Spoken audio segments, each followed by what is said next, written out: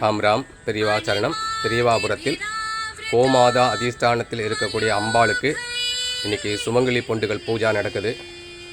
WhatsApp message மூலியமாகவும் phone மூலியமாகவும் நீங்கள் அனுப்பின அத்தனை டீட்டெயில்ஸும் அம்பாள்கிட்ட நம்ம சமர்ப்பணம் பண்ணியிருக்கோம்.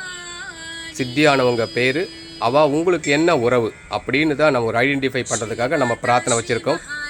ஸோ உங்கள் இந்த வீடியோவை பார்க்குற அத்தனை பேருடைய இல்லத்தில் சுமங்கலியா சித்தியானவர்களுடைய ஆன்மா சாந்தி அடைந்து உங்களுக்கு என்ன பிரார்த்தனை நடக்கணுமோ அந்த பிரார்த்தனையை பெரியவா நிறைவேற்றி கொடுப்பா.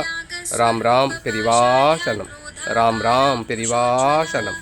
ராம் ராம் பெரியவா சரணம். ராம் ராம் பெரியவா சரணம். எல்லாம் ஆரத்தி பார்த்துக்குங்க.